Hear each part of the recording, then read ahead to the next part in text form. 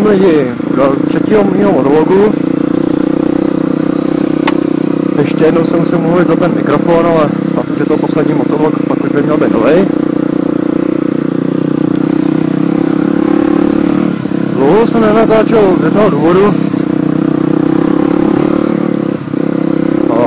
V servisu vykupuju olej, kde mi opravovali motorku, tak měli zavřeno, měli dovolenou, takže já jsem čekal, než skončí dovolená, skončila jen dovolená, tak začalo být krásný počasí, že začalo pršet, takže to jsem taky nenatáčel.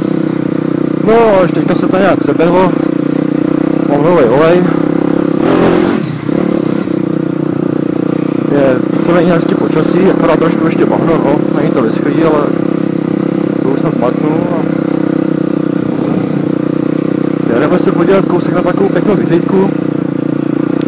Později se tam normálně nedostane, ale já o ní vím, takže...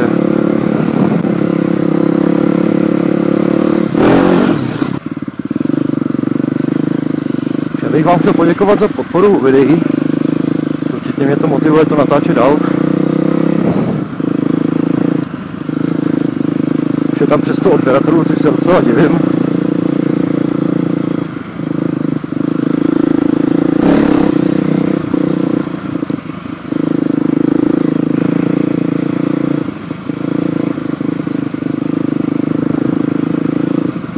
Takže všem vám moc děkuju.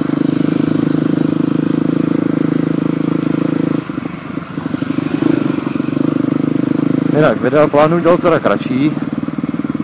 Ještě zkusím zvýšit kvalitu videa. Zpomalím, ještě zkusím zvýšit kvalitu videa. Aby to už za něco stálo. Já s tím Redrem furt tak nějak bojoval, teďka jsem tam něco normálního našel, takový formát. Ty videa nevypadaly až tak hrozně.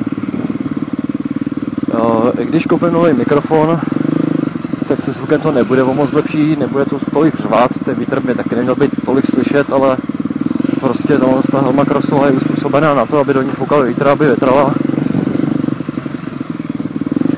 Ne na to, aby nepropouštěla hluk dovnitř. Samozřejmě vítr. Takže vítr tam pořád bude.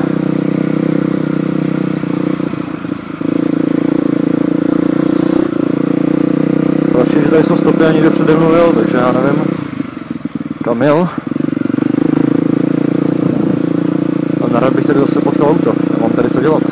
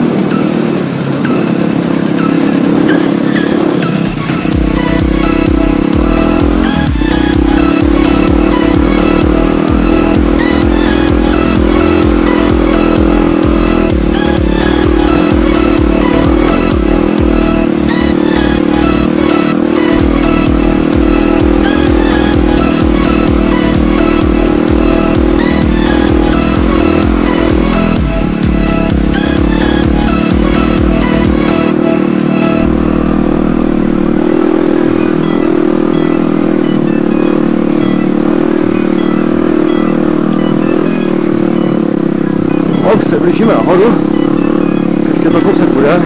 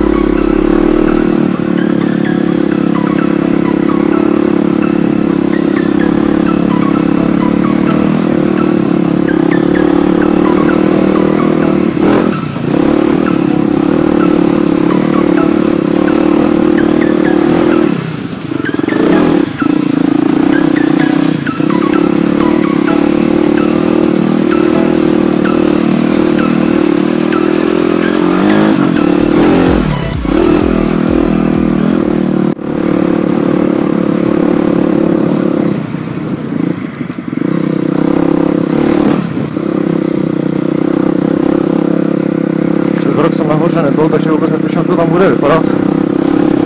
Tak pomalu stopáme hore. Úplně až nahoru nepojedu. Z důvodu toho, že je to fakt pěkný místo, kde je hodně vidět. Ale byl bych vidět i já. Ze všech stran, což úplně nechci. Jo, a tamhle jdeme nahoru.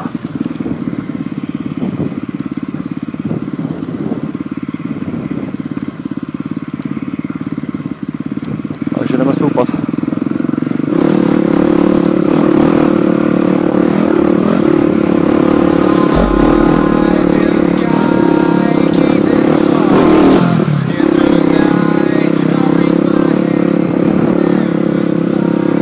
Už se blížíme pomalu k finále.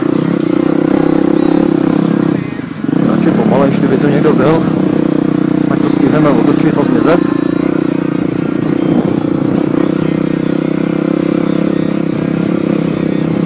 Krása celá. A úplně až tam nahoru nepojedu, protože tam je to fakt opruser. Už tady mě bude poměrně dost vidět.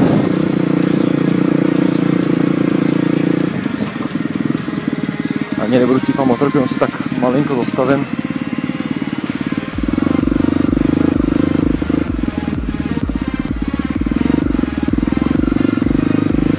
Krása celá. Já si myslím, že tohle je úplně úžasný pohled. Škoda, že ho nemůže vidět víc lidí. Tohle je úplně nedostupný místo. Ale jako pohled si myslím, že je nádherný. Dalo by se dostat ještě vejš, ale fakt už je to opruser a úplně se mi tam nechce, no. Tak jo, tak to otočíme a zmizíme asi zase někudy dolů, protože ta nějaký prostě tak je docela frekventovaná, i když je to zaplacená, ale dost často tudy jezdí lidi, myslivci a jiní správci, policajti, takže a nebo se já ještě zmizím kudy normálně pryč a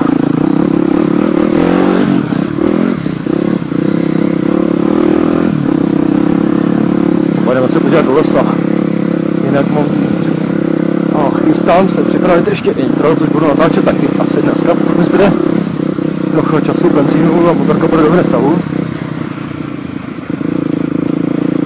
Tak bych se pokusil natočit ještě intro, aby to video nezačínalo, takže jdu někde v lese, ale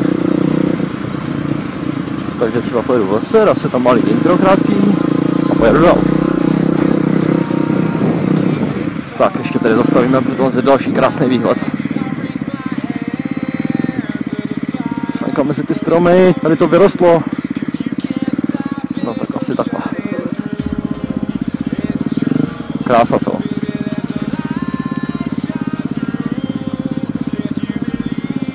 Já si myslím, že tohle je úplně úžasná nádherná věc. Pak se mi tady líbí, abych si tady postavit někde baráček a bydlet tady, akorát nevím, jak bych ze mě výžil domů.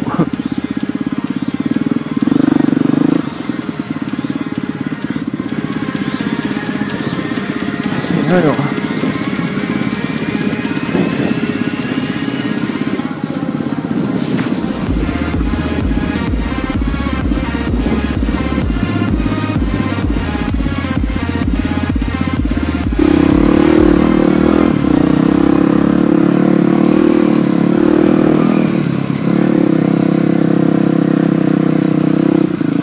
Nebo jsou koleje. Wow. Tady bývá bahno, takže tady koleje budou, no.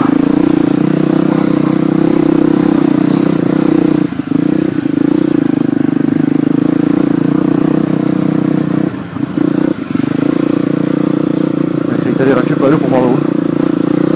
Ale chce, jedu sám. Motorka na mě spadne, to mi pak zvedne. Ty pičo! Kurva.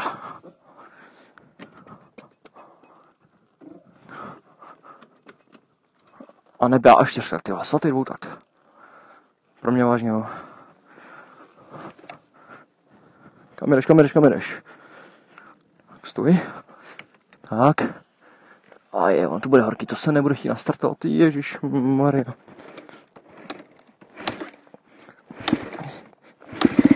A třeba překvapuje. Hodná. To bych ti pusil, kdyby neměl helmu.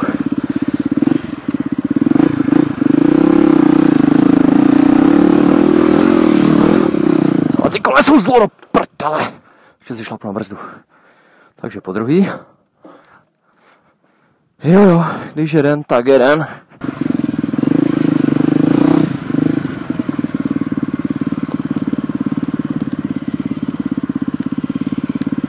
Bys taky možná lověc nahoru. Mohl zase nápadech. Kolej, hop hop. Ale divím si, že ještě, když jsem natáčel motovlog, takže jsem si ještě nerozbil tlamu. Ono to taky možná bude tím, že natáčím motovlogy, tak jezdím pomalejš, aby mohl pořád let tou pusou, abych pořád mluvil a pak to mohl vystříhat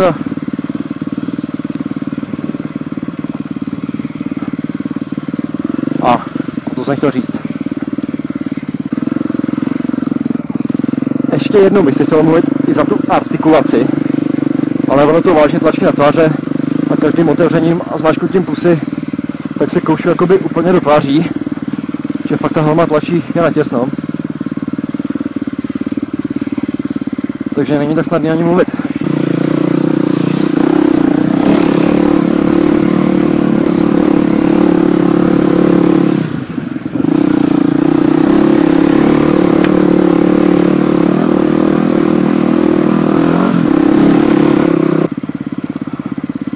Jen abych ukončil dnešní motovlog a zase někdy usnad novým mikrofonem. Prdím na něj. Takže se mějte a ahoj.